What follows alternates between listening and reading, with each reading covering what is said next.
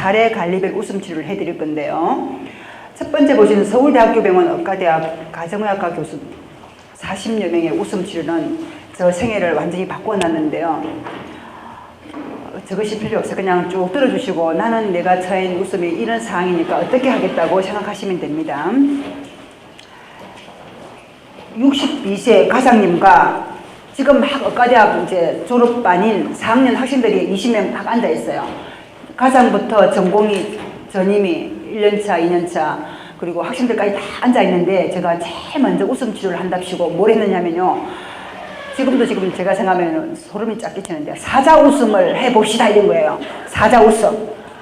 혀를 쏙 내밀려고 했는데 이 사실은 이 은밀한 곳이잖아요. 이 사자 웃음을 아무도 안 하시는 거예요. 그래서 낭패를 당했습니다. 그래서 못했어요. 그러고 나서 1년이 지났습니다. 여러분 잘 들으셔야 됩니다.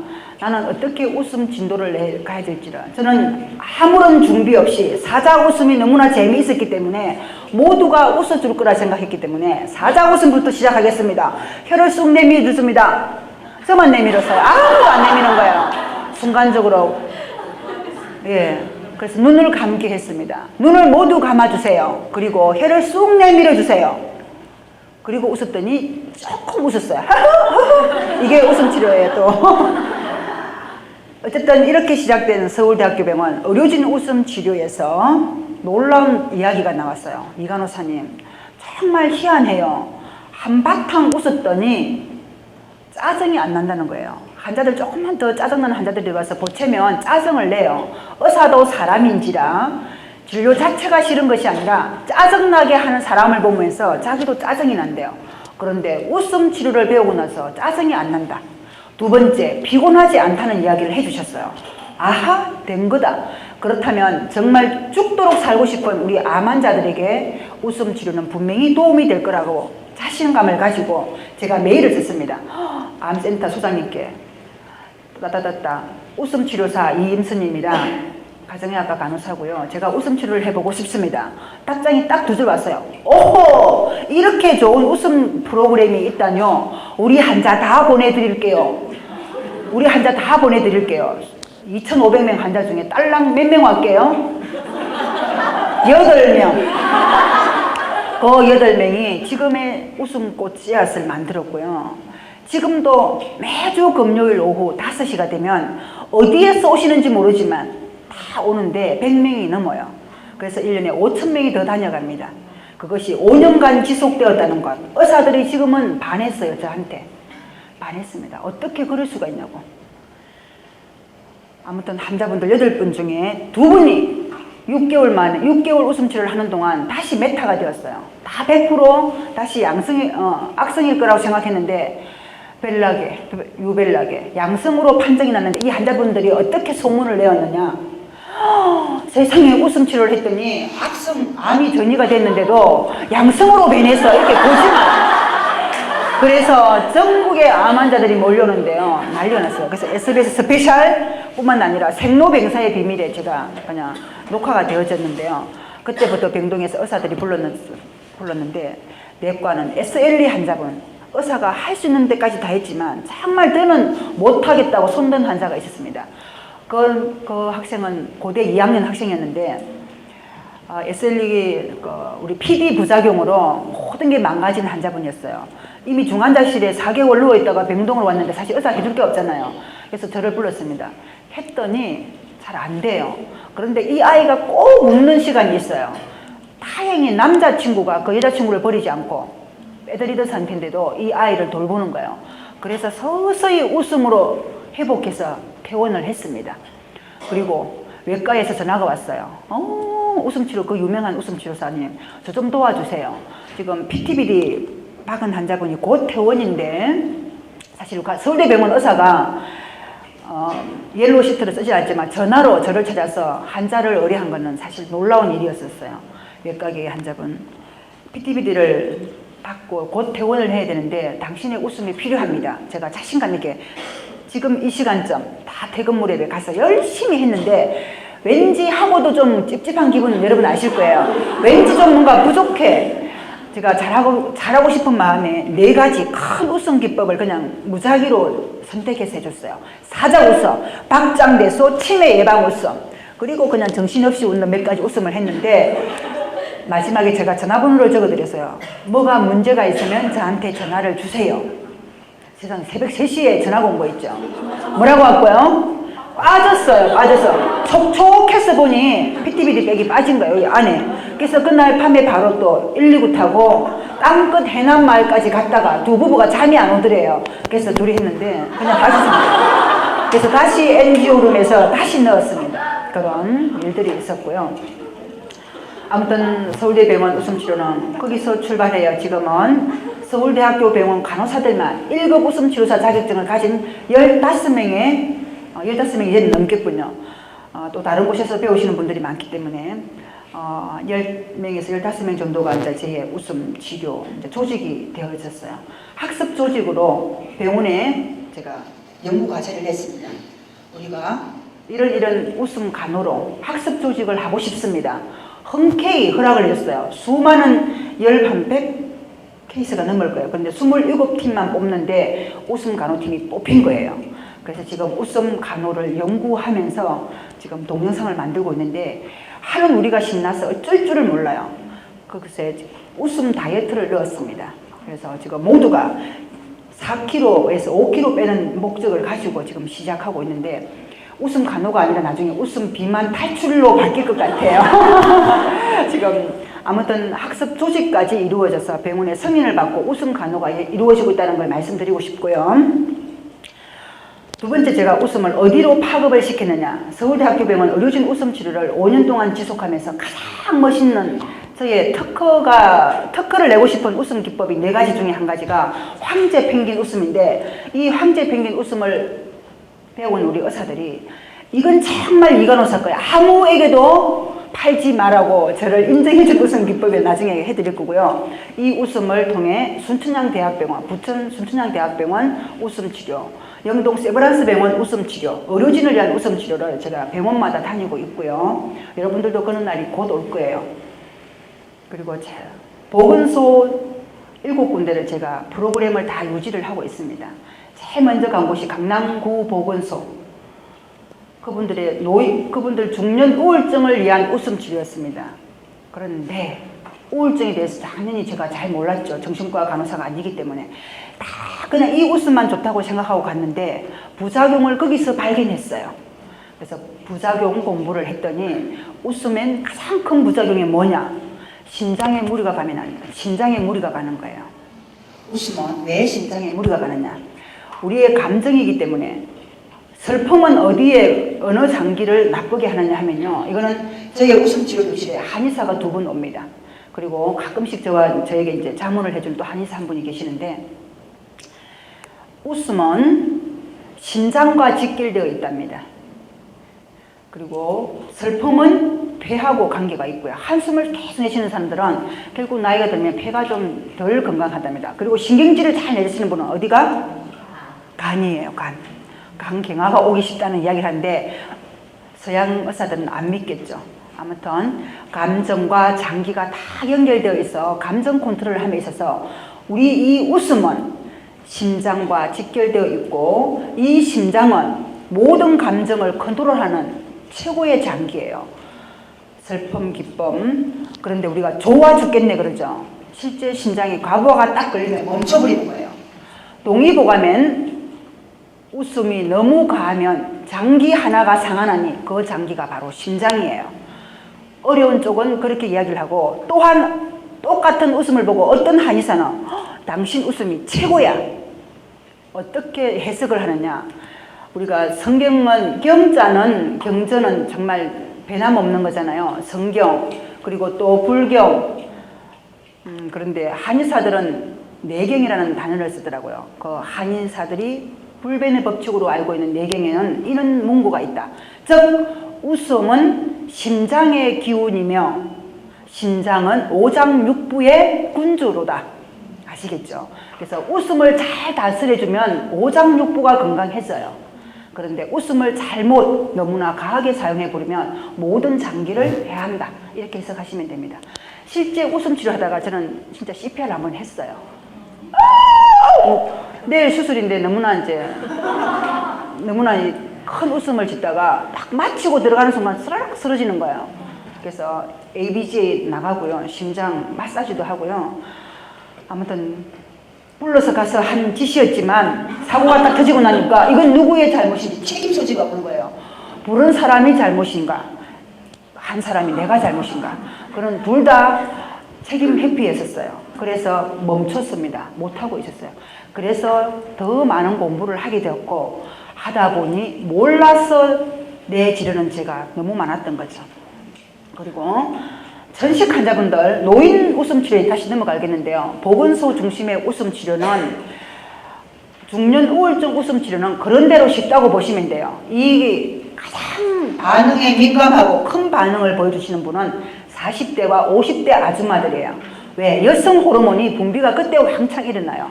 이 수다, 웃음을 통해서 세로토닌이 분비되기 때문에 그냥 웃음은 자연스럽게 끌어올릴 수 있습니다. 여러분이 여성들 중년 웃음 치료를 갔는데 뭔가가 삘이 꽂히지 않고 웃음을 유발할 수 없다면 본인을 다시 되돌아봐야 돼요. 최고 쉬운 곳이에요. 그리고 또 쉬운 곳이 할머니, 할아버지 집단이에요. 거기서는 어려운 음악을 선택하시면 안 됩니다. 제가 좋아하는 음악 월드컵송을 가지고 갔는데 저만 열심히 하고 아무도 안 따라하는 거예요. 제가 조금 이따 하겠지만 어르신들이 좋아하는 거, 즉 잠깐 사정을 하는 거예요. 담당 간호사하고 그분들의 그 병력과 어떤 취미 활동을 하고 있으면 그분들의 성향이 어떤지 잠깐 전화로 몇 가지 물어보고 딱 음악을 준비하는데 70%가 알 수 있는 음악을 선곡하지 않으면 또한 여러분 실패예요. 음악을 선정함에 있어서. 그리고 율동은 4가지를 넘어가면 아무도 따라하지 않는다는 그런 특징이 있어요. 3가지. 조금 80대가 섞였다 그러면 2가지만 하세요. 백정선 교수님이 가르쳐주신 박수, 4가지 박수 중에 2가지만 하는 거예요. 저는 어떤 박수를 하느냐. 1번 박수는 심벌제 박수. 하! 냄비 뚜껑 2개를 잡았다 생각하시고 그냥 치라고 합니다. 준비 시작! 하나, 둘, 셋, 넷, 다섯, 여섯, 일곱, 여덟. 지금 사례별 웃음 치료 중에 노인 중심의 웃음 치료라고 보시면 되고요. 선생님 서울구경을 준비해 주시고 2번 박수는 그냥 혼자 좋아서 웃는 박수. 준비 시작! 네! 여기까지만 설명하는 거예요. 그거는 나머지는 따라하라고만 하세요. 거기다 3번 박수, 4번 박수 하면 다 소변 마렵다 하고 가버려요. 실제 사항입니다. 4가지 동작을 설명하는 동안 절반이 나가버린다면 웃음 치료 못 걸어갑니다. 심란해져요. 이미 절박한 상황이 되어버리기 때문에 안 되는 거예요. 그리고 이제 서영춘 씨가 으하하하 웃을 땐 여러분 항문을 조이시고 그냥 크게 웃으시라고 이렇게만 말씀드리는 거예요. 그리고 2절에는 소리를 내지 않습니다. 이히히히 웃을 때는 입만 크게 벌리고 그냥 온몸으로 웃는 거예요. 그리고 여러분은 웃음 치료사기 때문에 지금 박장 크게 웃을 때와 침묵의 웃음을 만들어낼 때 몸의 근육의 움직임이 어디가 더 많이 움직이는지를 잠깐 간파하셔야 돼요. 그래야 웃음 치료에서 큰 웃음만 치고 들어라는 이야기를 하지 않게 됩니다. 서울구경을 좀 주시면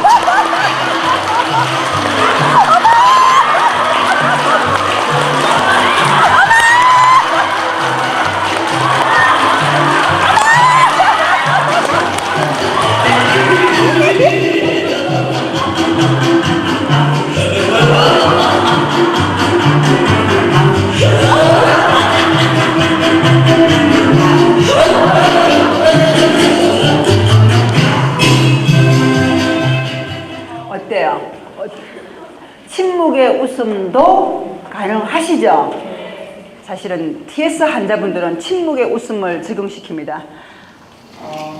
친정아버지가 대장암 말기였는데 7년 동안 너무나 건강하게 잘 지내셨어요.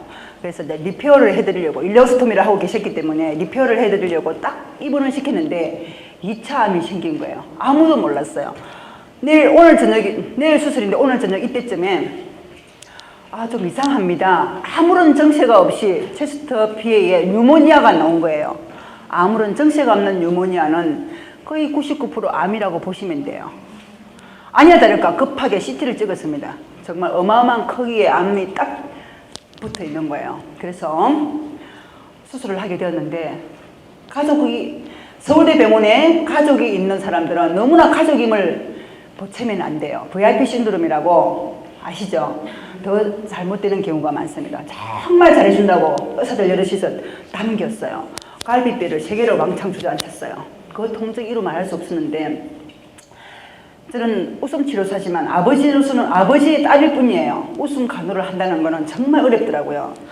CTV를 갖고 있는데 가래도 못 버텨내시고 너무나 통증이 심하기 때문에 물론 진통제가 들어가지만 그때 7분이 그 주에 수술을 했어요.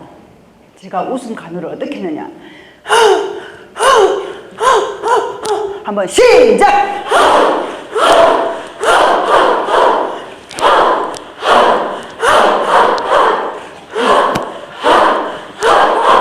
땀나시죠? 그래서 어지럽죠? 아무튼 이렇게 해서 가래가 나오기 시작했고 그 7분 중에 아무런 합병증 없이 퇴원하신 분이 아버지분이에요. 아무튼 런케어를 그렇게 했다는 것. 그래서 지금도 너무나 건강하시고요. 그런데 더 고마운 것은 저의 웃음 치료를 받으시고 삼성서울병원에서 3개월밖에 살지 못한다고 이미 사형선고를 받은 환자분이 웃음 치료를 받으셨어요.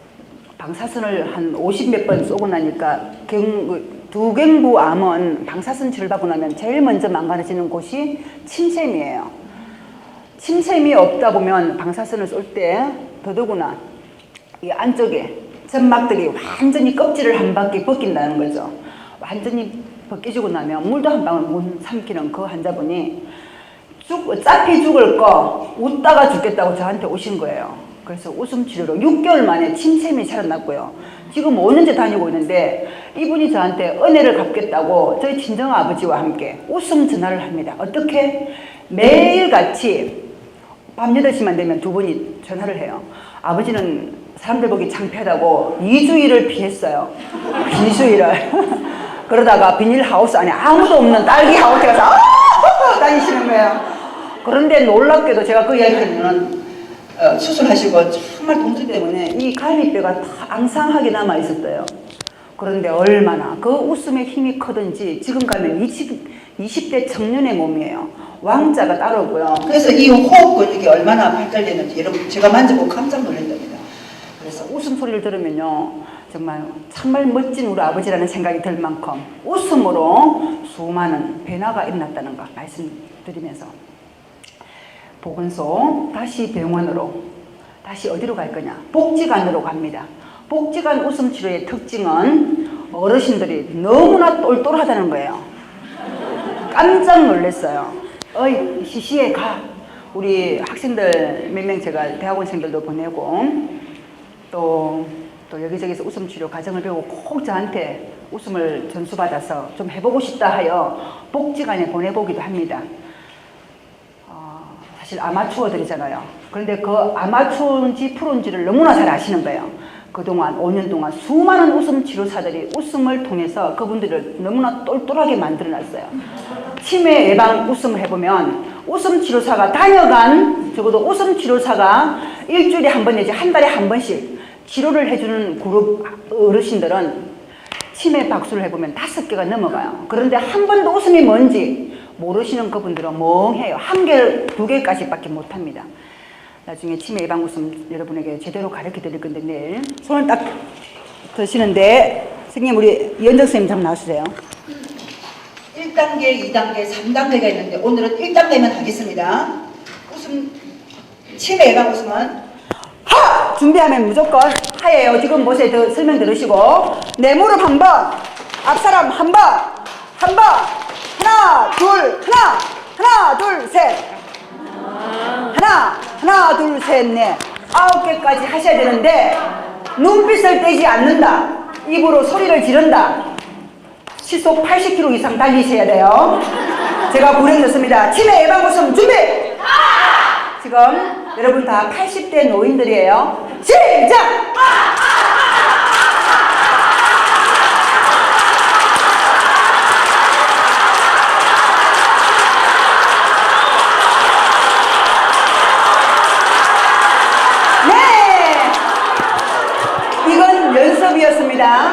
연습이었고 알겠죠? 원리는 아셨죠? 이제 실제 들어갑니다. 치매가 왔다는 것은 척두엽에서 진행되어 전두엽까지 치매가 진행되면 이 판단력이 떨어지는 게 제일 먼저 떨어집니다. 그래서 이 치매 예방 웃음이 안 되는 거예요. 이현정 선생님 한 번만 더요. 이제 실제입니다. 서울대병원 의사들 하는 거 맞죠? 2개를 멈추시는 분은 2년 전부터 치매가 진행되었다는 것이고요. 7개나 5개 멈추시는 분은 7년 뒤 또는 5년 뒤에 치매가 시작됩니다. 실제예요. 9개까지 하셔야 됩니다. 어떻게 하느냐? 원칙은 똑같아요. 네, 무릎 한 번, 한 번, 두 번, 하나, 둘, 셋, 하나, 둘, 셋. 잠깐만. 네, 방법 다시 알려드리니까 째려보세요. 그리고 손을 딱 세운다. 준비! 치매 예방 웃음 2단계 시작!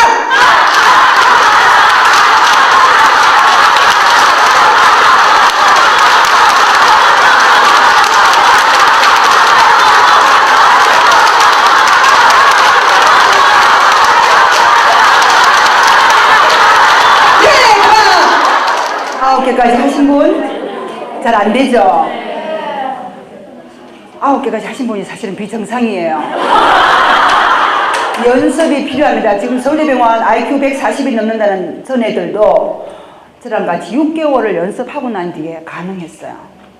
쉽지 않습니다. 저는 왜 이 웃음들을 만들었냐면요. 치매 검사 KMMSA를 계속 하는데 뭔가가 있었어요. 우울증 환자분들과 함께 이분들에게도 웃음이 없다는 사실을 알게 되었고 점수 중에 17점은 치매 환자가 되어 보험 혜택을 받을 수 있지만 그 당시로는 보험 혜택이 없었어요. 18점은. 그런데 이 측정 기구가 조금 믿을만한 게 못 되는데도 그걸 기준으로 할 수밖에 없었는데 이상하게 이거는 암산을 잘 하시는 분은 동계산을 시장 바닥에서 계속 돈 해야 되는 사람은 치매임에도 불구하고 계산 능력이 뛰어나기 때문에 치매가 아닌 환자분들이 계셨고 분명히 또한 치매인데도 치매가 아닌 것처럼 치매지만 치매가 아닌 것처럼 그런 아주 아리까리한 순간들이 많았습니다. 그래서 이걸 해보았더니 실제 치매가 오신 분들은 판단력이 서지 않기 때문에 단계를 넘어가지 못한다는 걸 알게 되었어요. 그래서 제 나름대로는 치매 예방 웃음을 하여 1단계, 2단계, 3단계로 하고 있습니다. 그리고 잘 웃지 않는 분들에게도 이 웃음은 굉장히 재미있어요. 그렇다면 간호사가 할머니와 라프 형성이 되었다면 오늘은 할머니 2개만 해요. 하하하하하하. 3일째는 3개, 4개, 5개. 그리고 한꺼번에 7개를 하도록 유도하는 것은 아니에요. 자존감이 낮아져요. 성취감을 꼭 갖게 해주는 것이 간호사가 또한 생각해야 될 문제더라. 그래서 저는 퇴원하기 전에는 적어도 9개까지 하고 집에 갈 수 있도록. 그리고 우리 시어머니 할아버지께서 50년을 같이 참 잘 지내셨지만 나이가 드시니까 이렇게 얼굴 보고 맞대고 웃을 일이 거의 없으시대요. 그래서 추석날 제가 가서 이 치매 예방 웃음을 하고 있으니까 처음으로 시어머니와 며느리가 마주보고 하하 웃는 건 처음이었어요. 저도 우리 시어머니 굉장히 어색해 하시는데 뭐 그거 못하고 하시는데 옆에 있던 자꾸 우리 시어머니가 틀리시는 거예요. 2개에서 자꾸 틀리는 거예요. 그래서 시아버지께서 아이고 그것도 못한다 또 구박 아닌 구박을 했어요. 그럼 아버님 제가 아버님과 한번 해보겠습니다. 1개 하고 나면 계속 틀리는 거예요. 그래서 웃음을 유발했는데 실제 시아버님께서 약간 스트로크 오셔가지고 잘 안 되는 거예요. 은울할 뿐 아니라 이 느낌들 그리고 사자 웃음을 하면서 또 여러 가지 알게 되었는데 여러분들도 나의 웃음 기법 하나하나에 환자분들이 기능을 좀 더 좋게 해주는 방향으로 가세요. 1단계는 기능을 2개 이 박스였다면 3단계를 그렇게 어렵게 생각하지 마시고 기능 하나를 더 추가하는 거예요. 기능이 한 가지 더 올라가면 또 좀 달라져요. 이 어려운 것을 하고 나면 내가 건강하구나, 내가 아직은 살만하구나, 아직은 몇 년간 짱짱하구나, 얼마나 좋아하는지 알아요. 그런 느낌들을 채워주는 것이 웃음 치료예요. 그렇게 큰 웃음만 준다고 해서 다 만족하는 것은 아니더라. 다시 보건소 복지관까지 갔습니다. 그리고 여러분은 또 어디에 지금 잘 가게 될까요? 암 환자 웃음 치료를 안 할 수가 없어요. 왜냐? 서울대학교 병원 암치료센터도 아닌 가정의학과에서 암 환자를 위한 웃음 치료를 하다 보니 삼성서울병원과 현대 아산병원에서 전화가 왔어요. 환자들이 민원을 제기한대요. 왜 서울대병원 암센터에는 웃음 치료를 하는데 우리는 왜 안 해주냐고. 그래서 전화가 와서 하시는 말씀이 의사들이 반발이 없습니까? 라고 묻는 거예요. 네, 웃음 치료라는 단어, 치료라는 단어에 가장 예민하게 반응하는 사람들이 의사들이에요. 그래서 이분들은 의사들이 반발을 하면 못하는 집단이잖아요. 그런데 서울대병원은 좀 그런데 좀 무딘 편이에요. 열심히 하고 있는데, 그래서 저는 아무래도 지금까지 하고 있는데 별 말이 없는 것을 보아 묵인하에 응원하는 것 같아서 저는 하고 있고, 저의 웃음 치료는 비사업적, 비종교적, 비정치적, 더구나 비억압적으로 하기 때문에 아무도 반발하지 않습니다라고 답을 했어요. 그래서 여러분들도 정말 본인들이 일하고 있는 그 어떤 단위별로 웃음 치료를 서서히 해간다면요, 얼마나 멋진 일이 일어날지는 여러분이 해보기 전에는 모릅니다. 저 역시 웃음 치료 하나로 사실 병원만 다니다가 정말 대단한 사람이 의사라고 그렇게 대단하게 여기진 않았지만 그래도 우리보다는 뭔가를 많이 했기 때문에 대단한 너희들 그래 대단하지. 그러는데 20년이 지나도 저는 간호사예요. 그리고 예전에 20년이 훨씬 아래에 있는 의사를 보고 처음에는 시켜요. 우리 지금도 보조원들 우리 의사들 1년차 보고는 이래라 저래라 하는데 10년 뒤에는 교수님하고 어시스트 할 그런 행동이잖아요.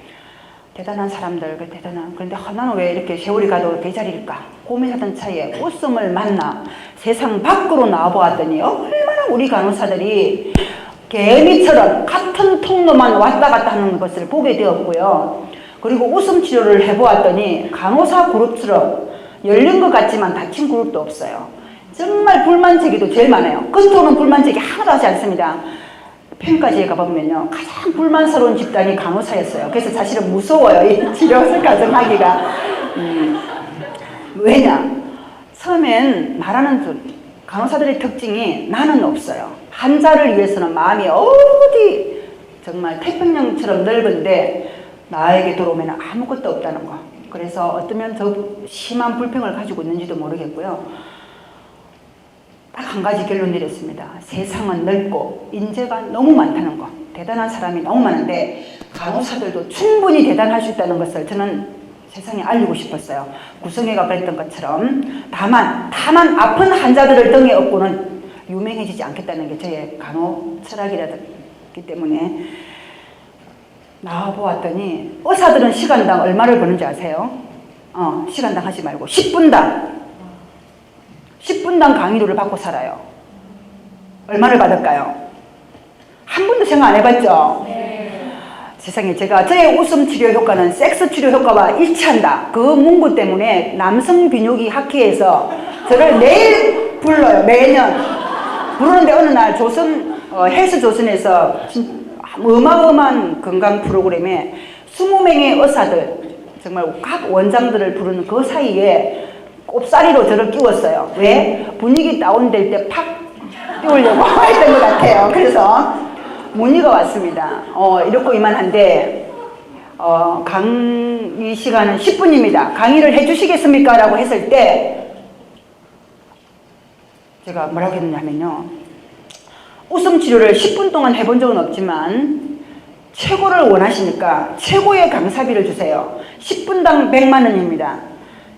50분 강의는 80만 원, 30분 강의는 50만 원, 60분 강의는 안 받고 합니다. 그렇게 했어요. 답변이 뭐냐면 너무 죄송해요. 다 10분씩밖에 시간을 드릴 수 없습니다. 10분당 50만 원 드리겠습니다. 웃음 강의 간다 안 간다? 안 간다? 선생님은? 예, 이쪽 그룹 어르신들 역시 간다. 저도 10분당 50만원 간다. 갔습니다. 뭐 했냐? 월드컵송을 했는데 10분이 나가버렸어요. 그것도 틀리게 했어요. 틀린 것을 수정했는데 더 재미있다고 기립박수가 나왔습니다. 아무튼 10분당 50만원을 받는다는 것을 알았고요. 10분 딱 월드컵송 하고 왔는데 봉투가 2개였어요. 50만원 강의료, 차비 20만원. 간다 안 간다? 가세요 여러분. 그래서 3년 동안은 저는 돈을 안 받았어요. 정현 선생님도 잘 아시겠지만 그냥 열심히 왜 배운다는 생각도 생각이지만 간호사가 왠지 다른 일을 해서 돈을 번다는 생각이 아무리 제 머리로는 상황이 정립이 안 돼요. 그러던 어느 날 조비롱 교수님께서 전화가 하셨어요. 저희 웃음치료를 배우신 교수님께서 이 간호사 3년 내내 무료 봉사만 하면 실력이 늘지 않는다는 거예요. 돈을 엄청나게 받아야만이 당신의 실력이 프로가 되고 그렇게 받은 돈을 다시 한원하면 된다고 그러더라고요. 그래서 어느 날 저와 같이 똑같이 웃음치료를 했던 한 분이 시간당 150만 원을 받는 거예요. 저는 못 받고 있었어요. 그러다 그때 그 전화를 받고 10분당 100만 원을 받습니다 했는데 그렇게 이제 강의로 측정을 하는 법도 배우게 되었고 여러분들 지금 잘 들으셔야 됩니다. 정말 성공이란 간호사 저 환자 앞에서 일하는 이임선이가 생각하는 간호사로서의 성공이란 첫 번째 성공은 여러분도 다 되어 있어요. 적어도 월급을 받고 또한 남을 도와줄 수 있는 입장에선 여러분과 저는 1단계 성공은 하신 거예요. 2단계 성공이란 뭔가? 시간당 가치를 느끼실 줄 알아야 돼요. 시간당 가치를 높여 가셔야 됩니다. 어떠한 가치? 어느 병원에 일하는 이임선이는 필요 없어요. 이제부터는 어떤 조직 속에 나로서 큰 힘을 발휘할 수 있지만 진정한 가치란 이 임선으로 그리고 여러분 개인으로 어디에 섰을 때 나는 시간당 얼마를 받느냐. 어떤 사람은 지독하게 이런 얘기합니다. 성공한 사람만이 시간의 가치를 말할 수 있다. 반대로 시간의 가치를 아는 사람이 성공한 사람이다라고 말합니다. 하루는 환자가 대기시간이 30분 지연되었어요. 난리가 났습니다. 나 10분당 100만 원 버는 사람이야. 빨리 안 해준다고 날씬 분이 저 웃음치료에 모였던 할아버지예요. 이름은 건영길. 지금도 잊어버리지 않아요. 시간당 100만 원 변호사인데요. 그래서 웃음치료 했습니다. 나중에 막 샀던 분이에요. 지금 저에게 정말 당신으로 인해서 정말 제대로 웃는 사람이 되었다고 고마워하시는 분이에요. 아무튼 여러분들도 저도 시간당 가치를 높여가는 여러분 되셔야 2단계 성공은 되신 거예요. 3단계 성공이란 내가 일하고 있는 이 위치에서 간호사로서 세상을 좀 더 좋은 쪽으로 밝은 쪽으로 변화를 시켜간다면 진정한 진정한 성공이에요. 그것도 행복한 성공이에요. 저는 딱딱한 서울대병원에 정말 눈물과 아픔만 있는 그 병원에 웃음을 가지고 들어왔기 때문에 웃음의 꽃씨를 뿌렸기 때문에 지금은 곳곳에서 웃음꽃이 피고 있습니다. 전부도 워드 앰뷸레이션 다리에 쥐가 나도록 걸어다녔던 GS 환자분들이 웃고 다녔더니 가스아웃이 훨씬 더 달라졌더라. 놀라운 변화예요. 그리고 환자분들은 의사가 들어올 때 GS 환자분들 더구나 수술한 환자분들 하루 내 밥 먹고 기다리는 일이 물론 MPO 끝나야 되겠지만 교수가 오기를 기다리고 있어요. 그리고 인상 찡그리잖아요. 중환일수록. 관심받기 위함이에요. 그래서 제가 반대로 이야기를 합니다. 정말 관심받고 싶다면 교수가 들어올 때 박장대소하게 하였더니 실제 이 유기농에서 그런 일이 일어났어요. 교수가 놀래가지고요. 약 처방이 잘못된 줄 알고 다시 갔다는 거 아니에요. 그렇게 변화를 심어갑니다. 그리고 웃음 간호가 이루어지는 병동을 라운딩하는 의사들은 이구동성으로 정말 재미있다. 그리고 정말 환자들이 달라진다는 거죠. 어이! 당신 웃는 거 보니까 퇴원해도 되겠네. 물론 퇴원 기준은 차트에 다 있지만 어이! 웃는 얼굴 본 게 퇴원해도 되겠네. 다 이렇게 말이 바뀐 거예요. 퇴원의 기준이 표면적으로 달라졌다는 거.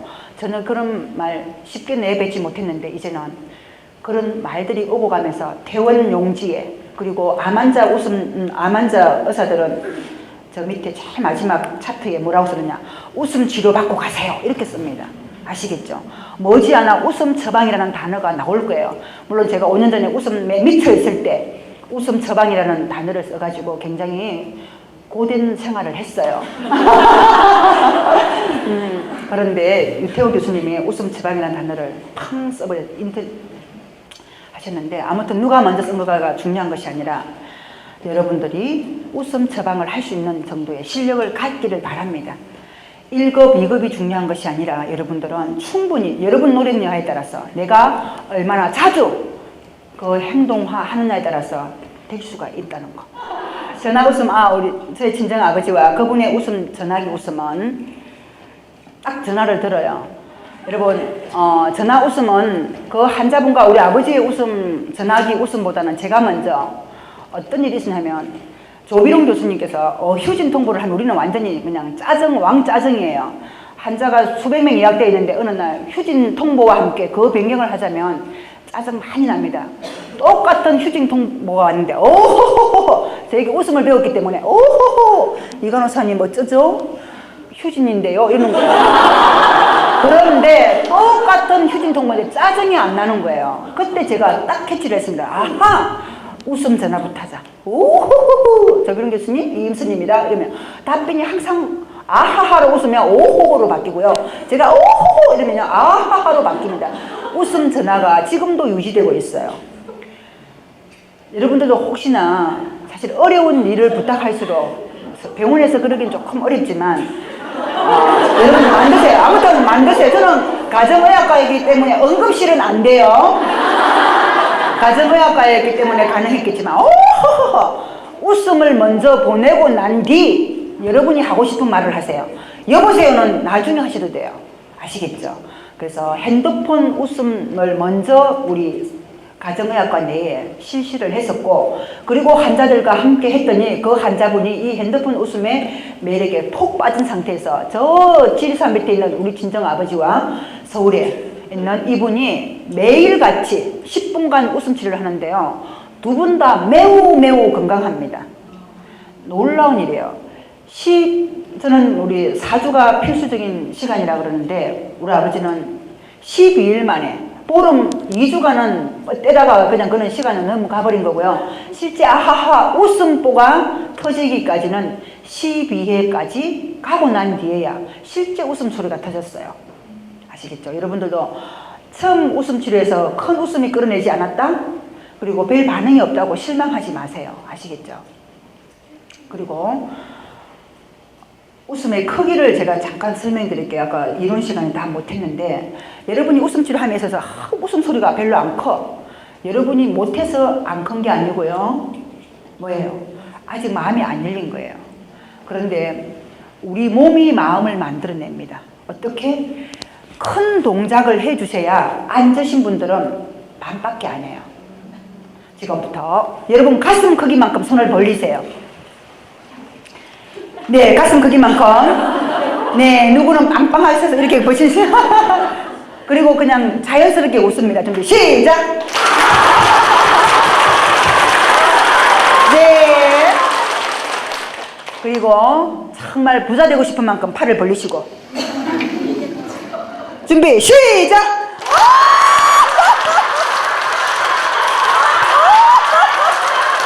뭐예요? 뭔지 모르지만 동작이 커졌더니 웃음소리가 커진 걸 여러분 느끼시겠죠? 제가 굳이 크게 웃어 소리 안 했습니다. 그리고 정말 0.5cm 웃음. 준비 시작. 네, 뭐예요? 여기서 여러분은 느끼셔야 돼요. 큰 웃음을 만들어내고 싶다면 어쨌든 동작을 크게 하시고, 키가 작으신 분은 항상 손에 뭐 들고 하세요. 아시겠죠? 이 몸집이 적으신 분들은 큰 도구를 들고 사용한다면 그냥 어썩어썩 하시게 되어 있어요. 그래서 큰 웃음과 작은 웃음은 나의 동작 여하에 따라서 크게 웃을 수도 있고 그렇지 않을 수도 있다. 이제 한 바퀴 돌았습니다. 그리고 지금은 명지대 대학원에 유머 웃음 치료학과가 생겼습니다. 벌써 4학차가 곧 졸업반이 논문을 준비하고 있는데, 서울대학교 간호대학에서 석박사 과정에 저희의 웃음 치료가 계속 들어갑니다. 왜냐? 간호 쪽에 아무리 연구를 하고 해도 큰 변화도 없을 뿐 아니라 이제는 정말 다들 교수님도 지쳐 있어요. 그리고 간호행위, 간호중재에 인커리지, 격려함, 단순히 의사소통이라는 간호중재 기법에 격려함 하도록 도와줌, 뭐예요? 인커리지, 여러분 많이 써졌던 단어죠. 뭘 도대체 어떻게 했다는 거예요? 아무런 답이 없어요. 거기에서 이제는 웃음이라는 것을 가지고 웃음 간호를 간호중재 기법으로 쓰겠다고 이제는 5분의 대학 교수분, 노인 간호 전공하시는 분, 성인 간호, 아무튼 질적 연구를 하시는 교수님까지 웃음 기법 제가 하는 강의를 4시간씩 들으시는데 듣고는 석박사까지 이제는 정말 웃음 간호를 웃음을 한번 넣어보겠다고 다들 욕심은 내고 있는데 실제 본인들이 막상 못하겠다는 거예요. 그래서 지금 거의 제자리 걸음이라는 거 말씀드립니다. 이 웃음이라는 것은 조금 다르게 여러분들이 자유롭지 못하면 웃음은 사실 나오지 않습니다. 웃음은 웃음치료를 통해서 제가 얻고자 하는 방향이 뭐냐, 정말 한바탕 신나게 웃고 나서 여러 차례 이제 반복 훈련을 통해서 부정적인 생각이 긍정으로 사실 바뀌어줘야 돼요. 이 단계까지 끌어가줘야 되고 어떤 조직으로 다뤄가 버리면 이런 것들이 쉽게 일어나지 않을 것 같고요. 두 번째, 환자분들 웃음치료에서 제가 느낀 것이 딱 진단을 받고 나면 환자분들은 본능적으로 과거로 돌아가요. 건강했을 그때를 그리워합니다. 아이고 그때 담배 피우지 말걸, 의사 선생님 말 잘 들을 걸, 이제 끌끌로 돌아가는데 한바탕 웃으면 진행하고 나면 정신적 건강은 물론 사람들의 마음이 어디로 바뀌느냐, 미래지향적으로 바뀌어요. 아 그래, 웃음으로 한번 건강을 되찾아봐야지, 시키는 대로 해봐야지. 우리나라 사람들의 특징이 딱 암을 진단받으면, 제가 조항검진에서 있었기 때문에 딱 진단을 받으면 선생님 언제까지 살아요? 이거예요. 언제까지 살아요가 죽을 때까지 질문이에요. 아시겠죠? 그런데 외국 사람들은 조항검진 받고 딱 암이 진단받으면 선생님 저 어떻게 하면 건강하게 살 수 있어요? 이렇게 묻습니다. 이제 웃음이 사실 들어가면 그 생각을 바꿔주는 데가 웃음이라는 거죠. 웃음 치료를 하고 나면 부정적인 생각이 긍정으로 바뀌는 동시에 또 환자분들은 과거로 돌아가는 그 과거는 사실 원망만 남아있고요. 건강에 도움이 되지 않습니다. 다시 미래지향적으로 희망을 갖게 만든다는 것. 그리고 또한 여러분이 오늘 내일 웃음치료를 하고 나면 놀라운 발견은 나의 잠재 능력을 끄집어 올리셔야 돼요. 여러분도 알지 못하는 수많은 잠재 능력이 요소에 있습니다. 그래서 환자를 찾아가서 하든 건강한 사람을 찾아가서 하시든 아니면 나는 아직은 아니야, 우리 가족끼리만 할 거야 라고 하셔도 네, 여러분들이 큰 배나 나의 잠재 능력을 끌어올리시는 여러분이 되셔서 여러분이 최고가 되는 그날을 바라면서 시간상 다 못하고요. 마치겠습니다. 감사합니다.